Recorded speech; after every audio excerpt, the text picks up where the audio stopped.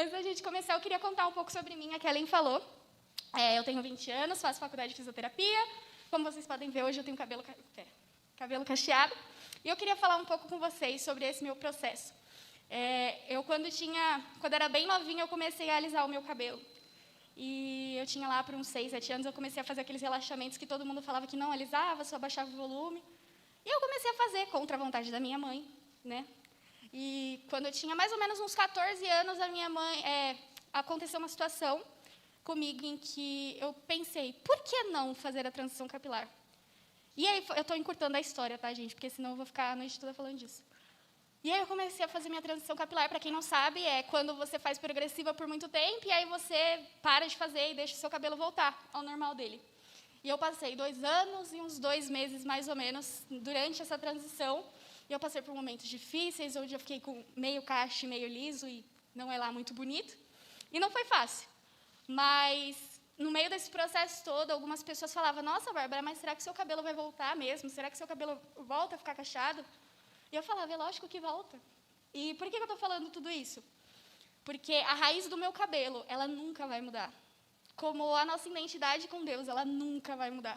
Independente daquilo que a gente fizer e do quanto a gente tentar, a nossa identidade, ela nunca vai mudar. Porque a nossa identidade, ela não é firmada em algo palpável. Eu, por exemplo, se eu pegar meu RG para vocês e eu mostrar, vocês vão ver a identificação de quem eu sou. Vai estar lá o número do meu RG, vai estar lá uma foto minha, amarela, por sinal. Eu fiquei igual os Simpsons nessa foto. O cara tentou no Photoshop arrumar meu cabelo, deixar pequeno. Eu fiquei parecendo um ovo. Mas eu juro que sou eu. E aí, se eu mostrar meu RG para vocês, vocês vão saber que sou eu. Mesmo que não pareça, mas sou eu. E aí, mas se vocês verem o meu RG, vocês não podem dizer que aquela é a minha identidade, que aquela sou eu inteiramente. Porque aquilo só representa algo externo daquilo que eu já sou. Mas a raiz dele, ela nunca vai mudar. E eu queria ler com vocês agora, nesse momento, em Mateus 3.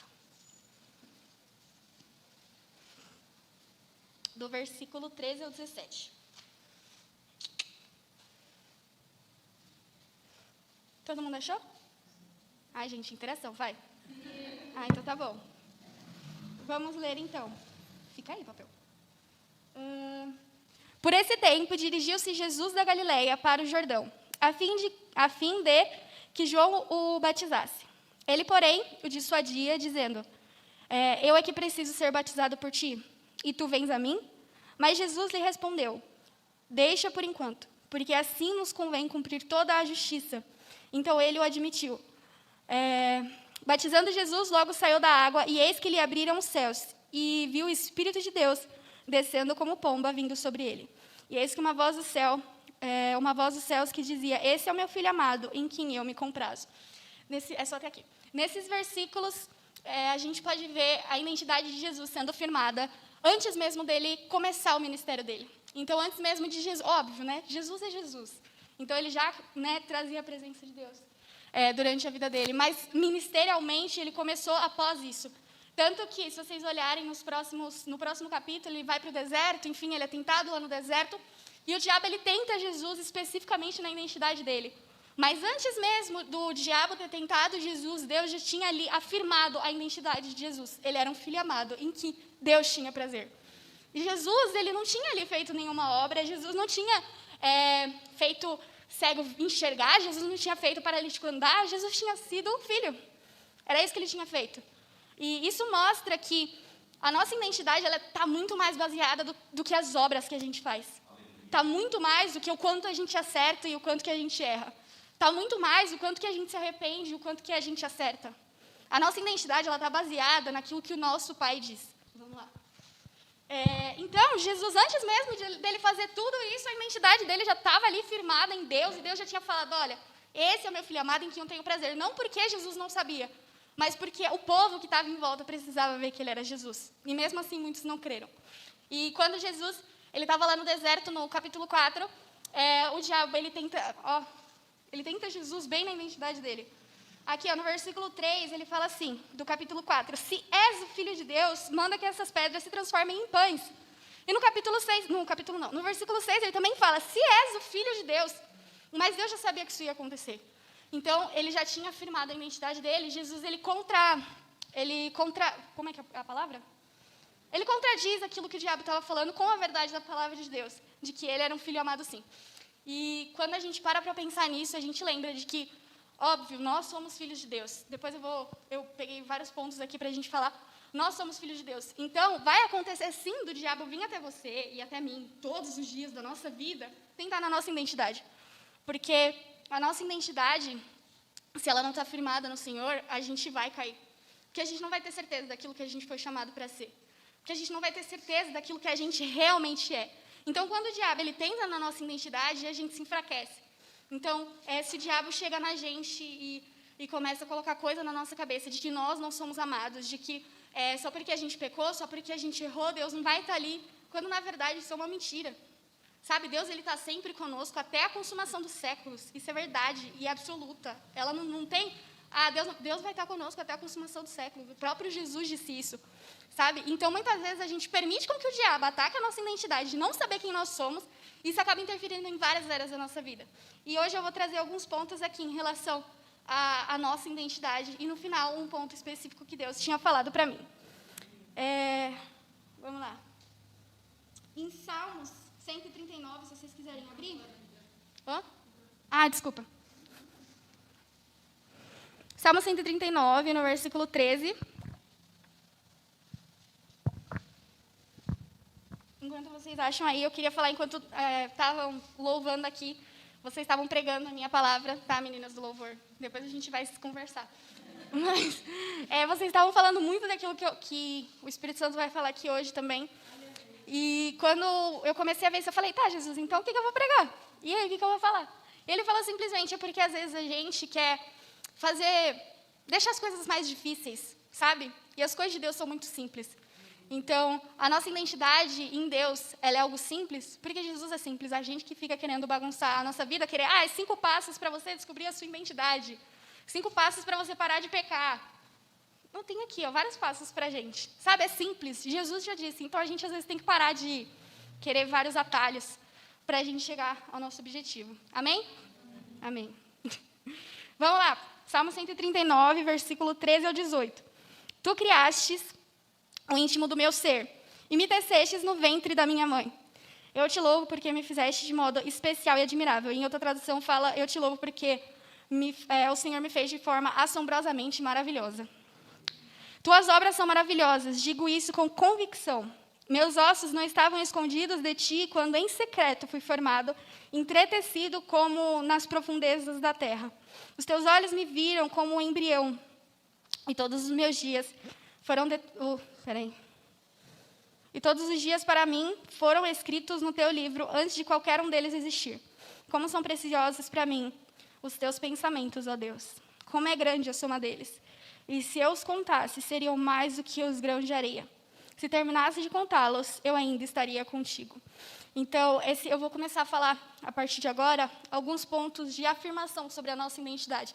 Por quê? Quando Jesus ele foi tentado, aquela palavra lá que eu esqueci, ele falou a verdade de Deus na cara do diabo. Ele afirmou aquilo que era verdade para o diabo, que ele estava mentindo. E o que a gente tem que fazer muitas vezes na nossa vida é isso, é afirmar as verdades de Deus, é trazer à memória aquilo que nos dá esperança, exatamente para que a gente seja forte, para que a gente resista ao diabo e ele possa fugir da gente. Então, eu vou trazer poucas verdades, depois vocês vão fazer o que a tia está falando, pegar a Bíblia, ir lá e procurar várias verdades para você, coloca em vários post-its e vai afirmando durante o seu dia, na frente do espelho, enfim. Mas todos os dias. Porque o diabo, ele é sujo, ele vai tentar vocês. E eu também. Como tenta? Então, nesse salmo aqui, ele fala muito sobre o quanto que Deus foi detalhista e nos amou na forma como ele nos criou. E nesse ponto específico eu quero falar sobre a carapaça, sobre a beleza externa. A gente fala, nós somos seres de corpo, alma e espírito, e nós temos que falar também da parte do corpo. Muitas vezes, a gente, principalmente mulheres, agora com as meninas que eu vou falar, a gente olha para o espelho, principalmente no dia de TPM, a gente fala, meu Deus do céu, o que aconteceu? A gente está inchada, a gente parece que está de ponta cabeça, o que aconteceu comigo? Nossa, parece que passou um trator em cima de mim. Mas, na verdade, não, é só TPM. E, às vezes, a gente tem a autoestima muito baixa e não sabe o porquê. E talvez você tenha uma autoestima baixa sobre a sua estética, porque simplesmente você está tentando se comparar com pessoas que não são reais. ou simplesmente você está tentando entrar num padrão que não é para você entrar. Porque Deus fez a gente de forma específica e individual. Se vocês verem de novo o meu RG, que eu não vou mostrar, porque eu estou amarela, mas se vocês verem o meu RG, lá tem a minha digital. A Kellen, ela tem uma digital diferente da minha. Mesmo a gente sendo filhas de Deus, mesmo a gente sendo duas mulheres, a gente tem uma digital diferente. Por quê? Porque Deus quis. Deus escolheu especificamente como ia ser o seu cabelo, o seu rosto, o seu corpo, o seu biotipo, tudo. Sabe? Algumas coisas na nossa vida acontecem que a gente não tem culpa, e são consequências das obras humanas. A gente não escolhe quando a gente vai nascer, a família que a gente vai nascer, o contexto que a gente vai nascer. Mas Deus usa todas as coisas para o nosso bem. Então, independente daquilo que você tenha passado na sua vida, em relação à sua paternidade, muitas vezes que não foi afirmada, porque eu não sei se vocês sabem, mas normalmente os pais, no geral, mas principalmente o pai é quem afirma a identidade da filha aqui na Terra. Óbvio que o nosso pai celestial é quem afirma, mas nosso pai ele tem muito essa função também. E às vezes a gente não tem isso e acaba descontando isso em relacionamentos e, enfim, a gente passa por vários problemas de dependência emocional, enfim. Então, a sua estética, aquilo que está aqui fora, ela é só uma representação da bondade de Deus. Então, por que a gente reclama tanto se Deus nos fez de forma assombrosamente maravilhosa? Você tem noção do que é um negócio assombroso e maravilhoso ao mesmo tempo? Pensa os anjos de Deus. Você acha que o anjo de Deus ele vai ser uma coisa que você imagina com a auréola? Toda vez que o anjo de Deus é mostrado aqui na Bíblia, eles falam, não temas, por que será? Sabe, se eles são assim, imagina, né? Então, Deus nos fez a sua imagem e semelhança. Então, não tenha vergonha e não tenha medo e nem insegurança de falar, eu sou maravilhosa ou maravilhoso. Vamos treinar isso? Vamos treinar? No 3, eu sou maravilhosa e os homens, eu sou maravilhoso. Vamos treinar? 1, 2, 3 e... Eu sou maravilhosa.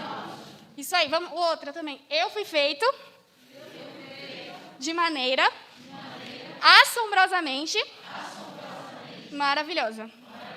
Aí tu vai repetir isso todos os dias no seu espelho e vai lembrar de mim olhando com essa cara feia que está por baixo da máscara, que você foi feita de maneira assombrosamente maravilhosa. E quando você tiver com problemas de autoestima, você lembra disso também, que tu foi feita de forma assombrosamente maravilhosa. E vamos lá, uma pergunta. Vocês acham que Deus erra? Ah, gente, por favor, mais alto aí, né? Deus erra? Isso aí. Vocês já foram... Todo mundo aqui já foi em praia? Gente, praia, eu acho que não é algo surreal. Você vai me falar para mim que não é perfeito o fato do mar ficar lá no mar? Ou então que a terra não cai? Sabe? Não faz o menor sentido o mar ficar lá no mar. Como é que não engoliu a terra inteira ainda? Como é que a terra está lá, se mexer um pouquinho congela, se mexer mais um pouquinho queima? Deus não erra, Deus é perfeito. Então, se Deus é perfeito, nós somos a imagem e semelhança de Deus, então nós somos maravilhosos sim, porque Deus fez. E quando você, olha, a tia está falando, quando você falar que você é feia, falar que você é feio, falar que você é estranho, que você foi feito de maneira errada, tu está falando que Deus fez as coisas erradas. Sabe, e por quê? Muitas vezes o que a gente tem que fazer, o meu processo de transição me fez olhar muito no espelho. E parar de pensar que beleza é só a parte externa, sabe? E eu sei que é difícil, a gente vive numa sociedade onde existem padrões, onde existe racismo. Sim, é real. Mas o que a gente pode fazer, como cristão, é ser luz dessa terra. Então, nós precisamos ser as pessoas com a autoestima mais alta possível, para que realmente as pessoas... Misericórdia. Para que as pessoas olhem para a gente e falem, nossa, essa pessoa realmente é bonita, né? Mesmo que ela seja diferente, ela é incrível. E essas pessoas só vão poder dizer isso, não porque eu preciso de glória, não, porque quando a gente é visto, a palavra de Deus fala lá em Mateus, que é para a nossa luz brilhar, para que o Pai seja glorificado. Então, não tenha medo, não tenha vergonha de falar, eu sou incrível, eu sou muito gata, tá? Porque Deus te fez assim. Então, não deixe outras pessoas, nem o diabo, nem a sociedade, ninguém dizer o contrário sobre você. Você foi feito de maneira específica, única e assombrosamente maravilhosa. Amém? Amém? Vamos lá, próximo ponto. Em Colossenses 3:3. Esse daqui me confrontou esses dias no meu devocional. Vocês estão colocando aqui? Não? Estão. Tá. Pois vocês morreram, e agora a sua vida está escondida com Cristo em Deus. Olha, no Antigo Testamento, o povo tinha que matar os animais e tudo mais para eles terem a propiciação do pecado. A propiciação é quando meio que você pagava um preço para que o seu pecado fosse perdoado. Jesus foi a nossa própria propiciação eterna.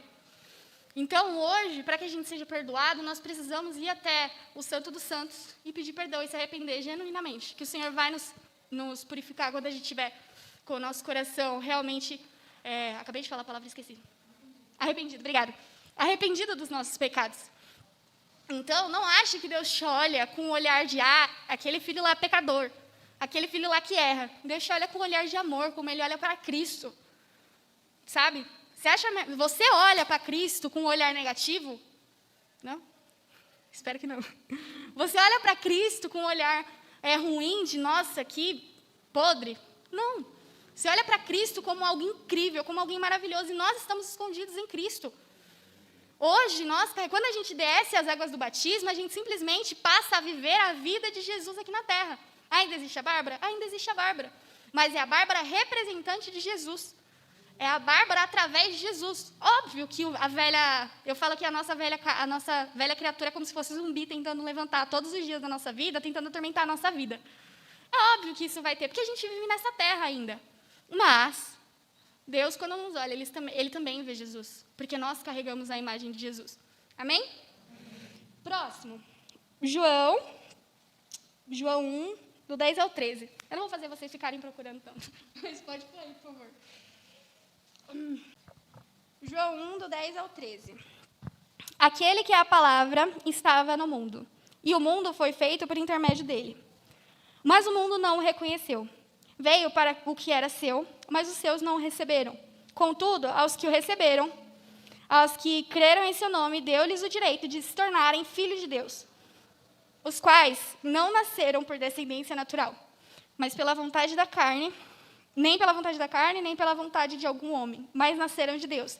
Tem outro versículo, uma outra passagem também que eu já queria falar, que é Romanos 8, 16 e 17, que foi o que as meninas falaram. O próprio Espírito testemunha ao nosso... Não foi esse. Enfim. O próprio Espírito testemunha ao nosso Espírito que somos filhos de Deus. Se somos filhos, então somos herdeiros, herdeiros de Deus e co-herdeiros com Cristo, se de fato participamos dos sofrimentos, para que também participem da sua glória. Então, nesse ponto aqui, eu queria lembrar a mim também, de que nós somos filhos de Deus, por descendência, através de Jesus Cristo. Sabe? Além de filhos, nós somos amigos também. Não só servos, nós somos servos, sim. Nós devemos servir a Deus como nosso Senhor, mas também devemos tê-lo como nosso melhor amigo. Aquele que nós podemos falar de todas as coisas que estão relacionadas à nossa vida. Seja Deus, eu tenho um problema na minha identidade, eu não sei quem eu sou, me ajuda a descobrir quem eu sou. Deus, Ele vai estar ali para te ouvir. Sabe? Então, nós devemos tratar a Deus realmente como Senhor, melhor amigo, como nosso noivo, porque nós somos a noiva de Cristo, então nós devemos amá-lo com todo o nosso coração, isso também é mandamento. E nós somos filhos. E um filho, ele tem herança. E um filho, ele também, além de herança, ele tem acesso. Então, uma vez eu fiz uma brincadeira lá no Pockets, que foi a seguinte brincadeira. Eu falei assim, eu peguei algumas pessoas, e aí eu fiz essas pessoas de geladeira. Eu fiz uma geladeira, o menino era uma geladeira, a outra menina era a porta, e o outro abria. Enfim, por que eu fiz isso? Quando nós entendemos que nós somos filhos de Deus, nós não temos medo de entrar na presença de Deus e pedir, Deus, eu preciso de tal coisa, me ajuda. Sabe, Deus, eu quero tal dom, me ajuda. Tu é filho. Deus já nos deu acesso a muitas coisas.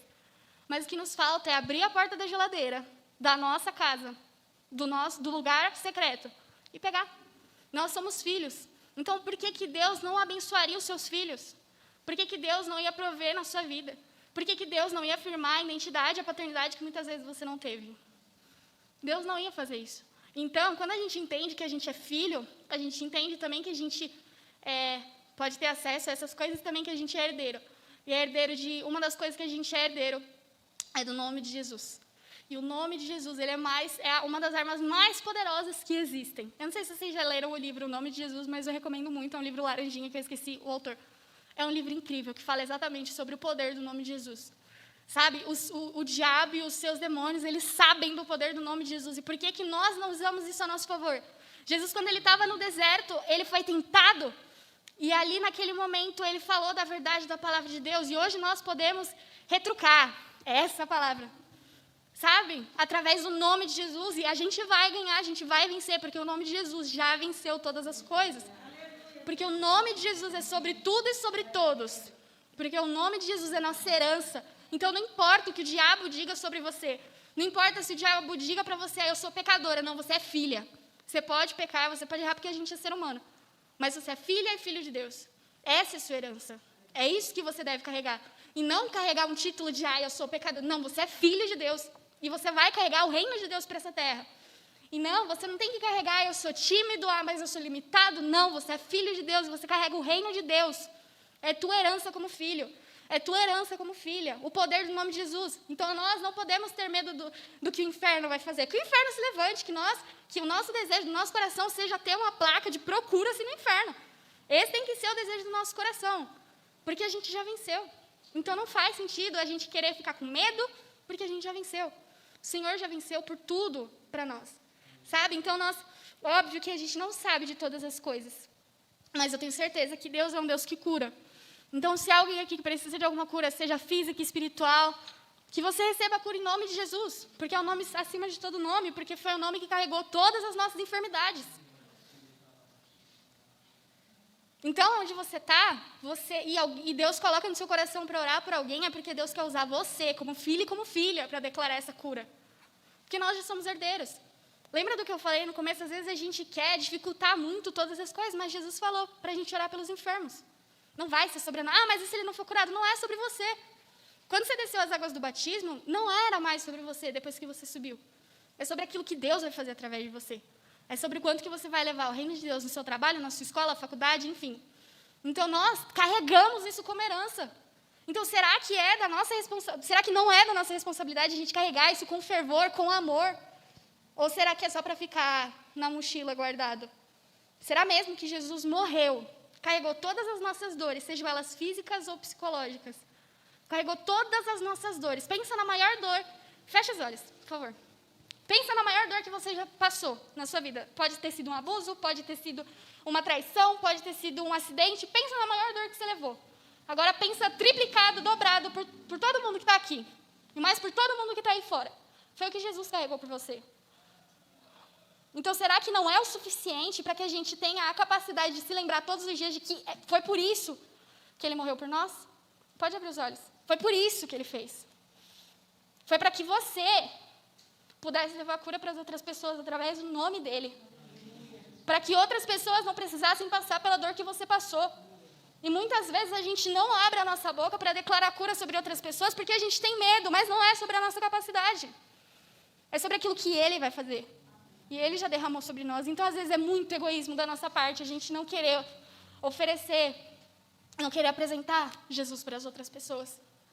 Porque pensa que talvez uma pessoa que está lá no seu trabalho, na sua escola, vai ouvir sobre Jesus de você. E eu acredito fortemente de que Deus entrega pessoas no nosso caminho específicas que vão nos ouvir.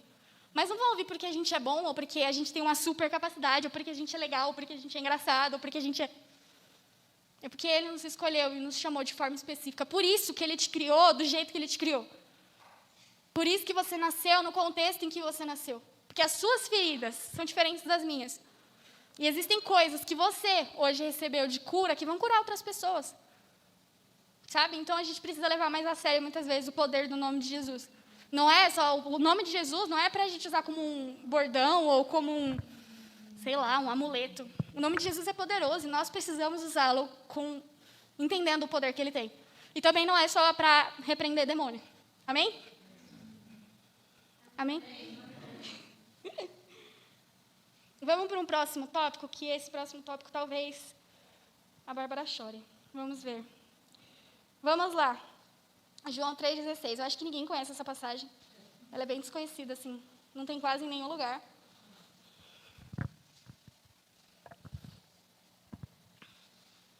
Nesse tópico, eu vou falar sobre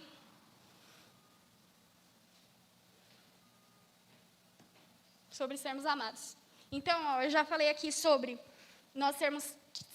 A gente foi escolhido por Deus, a dedo, seja esteticamente, em tudo. Deus escolheu te dar o nariz que Ele te deu, então não reclame, por favor. O cabelo que... E eu não estou falando, é errado você fazer tal coisa. Você vê com Deus, sabe? Então, o primeiro ponto é esse, de que você foi feita de forma assombrosamente maravilhosa, de forma muito específica, que Deus estava formando todos os seus órgãos, até a forma que seus órgãos seria lá no ventre da tua mãe, Ele já estava formando. E eu não sei se você já viu como que é formado um bebê, e assim, assustador, porque você falar para mim que não é incrível uma mulher criar uma criança dentro dela, o que é incrível, né? Um vídeo viralizar não é mais incrível do que uma mulher gestar uma criança.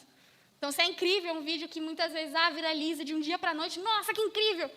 Mas pensa, a mulher cria um ser humano, 9 meses, dentro da barriga dela. Vocês têm noção de que é um ser humano? Eu não me conformo, enfim.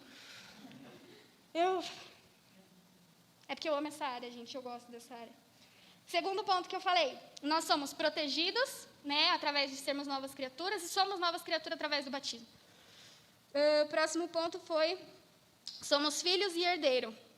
Então, não é sobre as nossas obras e não é sobre o quanto que a gente é um bonzão, o quanto que a gente ora, que vai significar. Não, é sobre nós sermos filhos. Sabe, você não vai ser mais filho de Deus porque você orou mais. É importante a gente orar. É importante a gente servir a igreja. É necessário demais a gente servir a igreja. É importante demais a gente fazer jejum. É importante demais a gente se alimentar da palavra de Deus. Mas isso não vai fazer a gente ser mais filho. A gente é filho. Ponto. E o próximo tópico agora é que nós somos amados. Isso também faz parte da nossa identidade. Então, vamos lá. Se vocês quiserem já abrindo outro, porque esse eu acho que vocês conhecem. Isaías 53, do 4 ao 12. Eu vou ler João 3,16, porque Deus amou o mundo de tal maneira que entregou seu Filho unigênito para que todo aquele que nele crê não pereça, mas tenha vida eterna. Quando foi a última vez que você realmente refletiu sobre a obra da cruz? Quando foi a última vez que você realmente se lembrou de que Deus amou o mundo? Pensa na pessoa que você mais às vezes fica revoltado daqui desse mundo. Sabe, às vezes, alguém que, sei lá, estuprou uma criança. Deus amou essa pessoa. Pensa em Judas. Jesus andou com Judas os 3 anos do ministério dele. E Jesus não amou menos e também não amou mais a Judas. Jesus amou Judas, como amava todos os discípulos. E ele era Jesus, ele sabia que Judas ia trair ele. Mas mesmo assim ele amou. Será que nós hoje teríamos a capacidade de amar alguém que a gente saberia que ia trair, nos jogar numa cova e para a gente morrer? Óbvio que Jesus não foi jogado na cova, vocês entenderam, né? Mas pensa só, você caminharia comigo se eu falasse que eu fiz uma emboscada para você morrer? Depois de você ter me amado, ter me servido. Sabe? Jesus amou Judas. Jesus amou com todo o amor que ele tinha, ele amou Judas, como ele amou a Pedro. Pedro também traiu Jesus, mas Pedro se arrependeu. Então pensa só, quando foi a última vez que você realmente valorizou a obra da cruz? A gente não pode se esquecer. O evangelho é incrível, servir a Deus e servir a igreja é incrível, mas a gente não pode esquecer de que uma pessoa pagou um alto preço por todos nós. E não foi, e muitas vezes a gente esquece quando a gente está na igreja de que, sabe, para Deus, nós também erramos como alguém terrível também errou. Pensa, eu dou esse exemplo porque eu acho que é muito claro que todo mundo fica revoltado quando um homem estupra uma criança. Todo mundo fica revoltado. Então, pensa só. Nós, da mesma forma que ele, erramos. Isso significa que só porque eu estou na igreja eu sou melhor do que ele? Eu só reconheci que eu errei. Eu só reconheci que eu falhei. Eu só reconheci de que eu estava ferida e que eu precisava de alguém para me curar. Eu só reconheci que eu precisava de um médico e ele não. Sabe, então muitas vezes a gente tem essa ideia de que, sei lá, a gente é melhor do que uma pessoa que ainda não conhece Jesus. Sendo que a gente já foi essa pessoa. Então, antes mesmo da gente sair aí jogando pedra, a gente não sabe as dores que essa pessoa viveu. E eu não estou aqui protegendo de jeito nenhum uma pessoa que faz isso. Eu estou só dizendo que antes mesmo da gente querer tirar o cisco do olho do nosso irmão, a gente tem que tirar a trave do nosso. E não se esquecer de onde Deus nos tirou. Pensa só onde você e eu estaríamos se não fosse Jesus. Eu, às vezes, paro para refletir e falo, Jesus, do jeito que eu sou louca, onde é que eu estaria?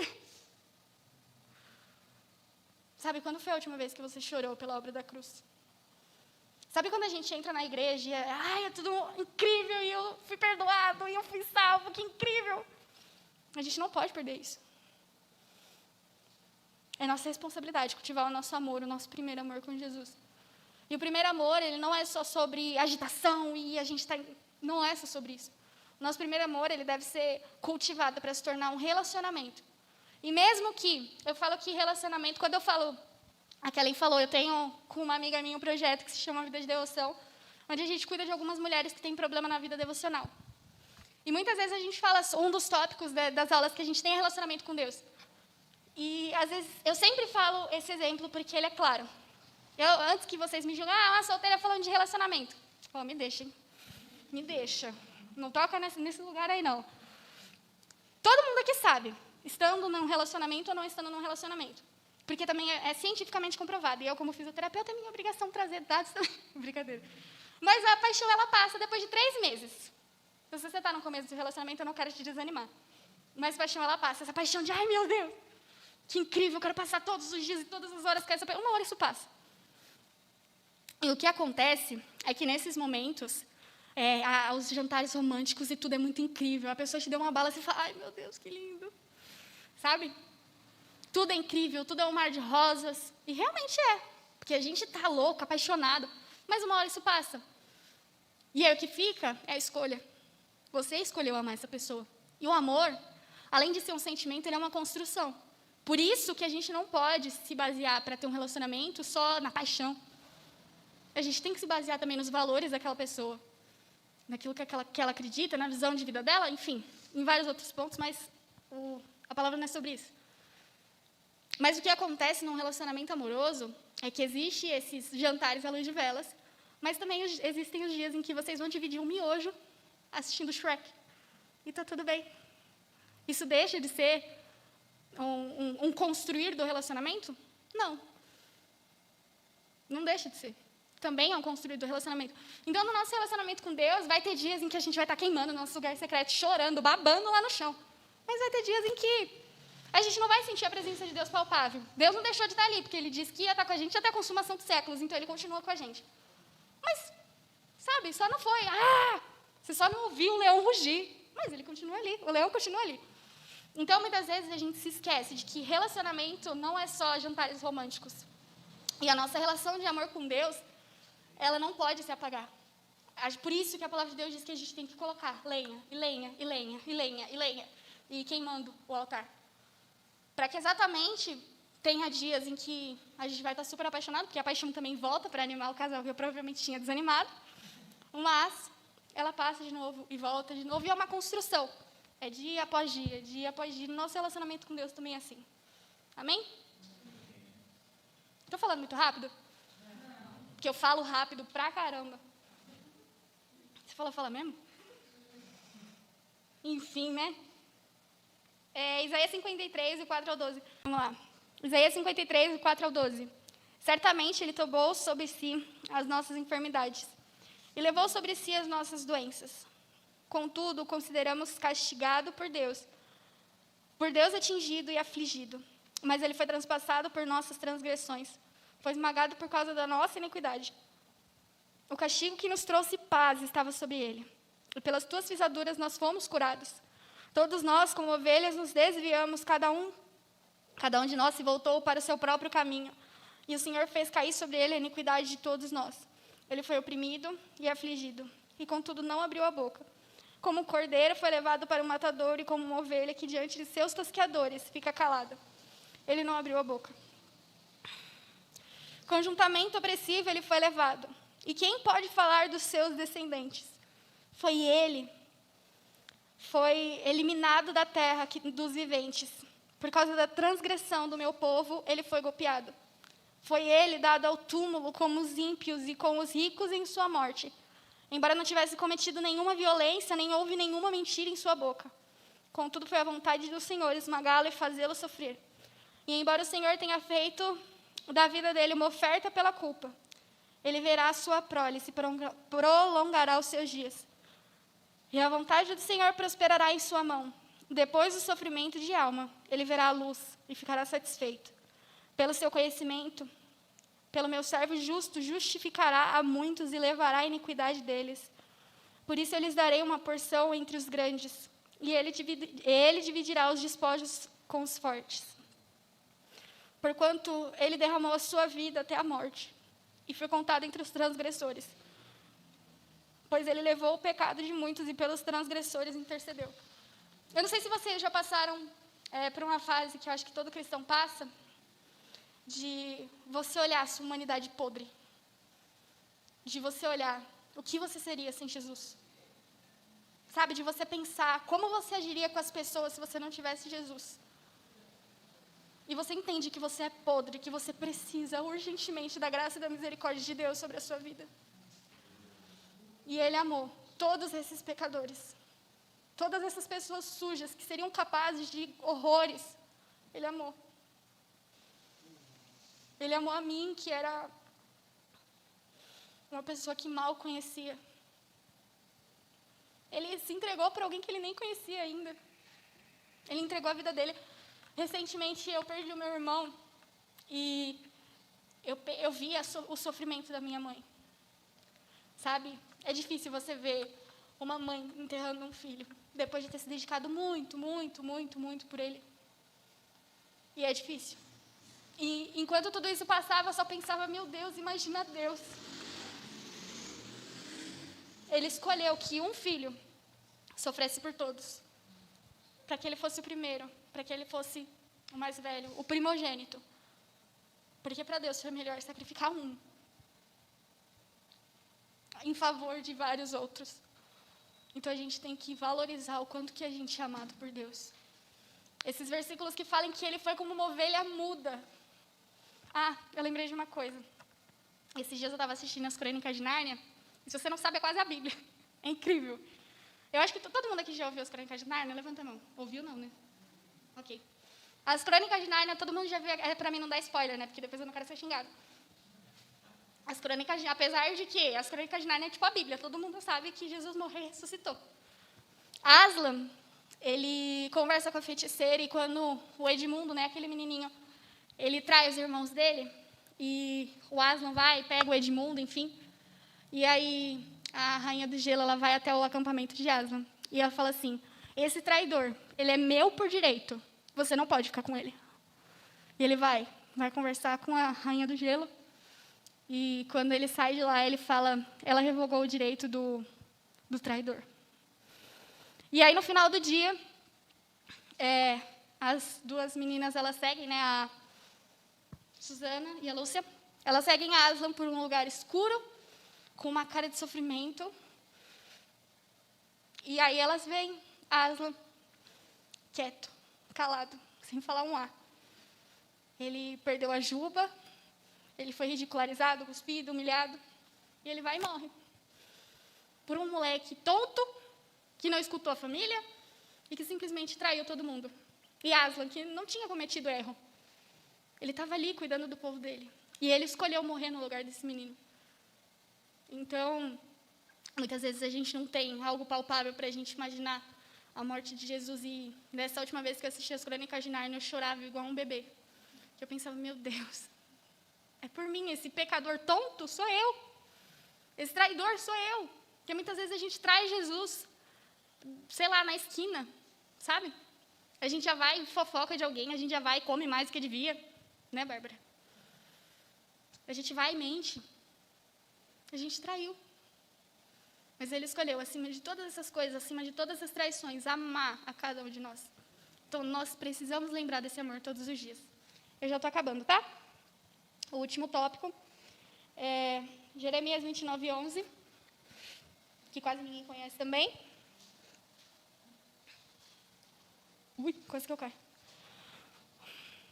Porque sou eu quem conheço os planos que eu tenho para vocês, diz o Senhor.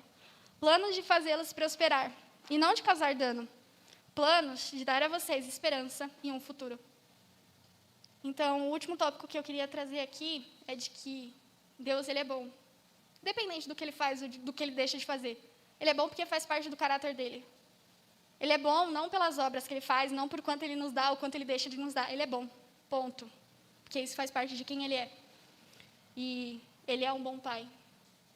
A própria palavra de Deus diz, Jesus dizendo que se nós que somos maus, sabemos dar boas dádivas aos nossos filhos, quanto mais o nosso pai. Deus é bom. Além dele nos amar, nos proteger, cuidar da nossa vida. Ele tem o melhor para a gente. Então, todos os pensamentos que Deus tem a seu respeito e para o seu futuro são bons pensamentos. Então, quando você lembrar e quando você estiver orando pela sua identidade, lembre-se que você tem um pai, você tem alguém que te ama e que pensa o melhor para você. Então, antes mesmo da gente pensar, mas eu não tenho futuro, mas eu sou isso, eu sou aquilo. Não, você é um filho amado. Você é um filho vitorioso. Você é um filho assombrosamente maravilhoso. Você é um filho forte. Você é um filho que carrega o poder do nome de Jesus, que é acima de tudo e de todos. Você carrega no seu rosto a imagem e semelhança de um Deus vivo, Criador dos céus e da terra, todo-poderoso. Esse é quem você é. É um filho amado que Deus tem prazer. E o último ponto que eu queria trazer está lá em Romanos. Romanos 12. Versículo 2. E não vos conformeis com esse século, mas transformai-vos pela renovação da vossa mente, para que experimentareis qual seja a boa, agradável e perfeita vontade de Deus. Então, por que a Bárbara ficou falando um monte de coisa? Porque o centro de tudo isso que eu falei é, não se conforme, em hipótese alguma, do que o mundo vai dizer a seu respeito. Porque o mundo vai tentar de todas as maneiras, e a sua carne também, desmentir tudo o que foi dito. O diabo vai vir, como foi tentar Jesus, ele vai vir te tentar. Para você dizer, mas eu sou falha, eu sou pecador, eu não mereço. Você nem teve opção de escolha, Jesus já fez, antes mesmo de você merecer ou não. Então não se conforme com o que o mundo diz sobre você. Você é incrível, porque você é um filho de Deus. Você é maravilhoso, porque Deus te fez assim. Não é sobre as nossas obras ou sobre a nossa capacidade. É sobre aquilo que Deus fez. E ponto. A palavra de Deus disse, acabou. Acabou. Isso daqui é imutável.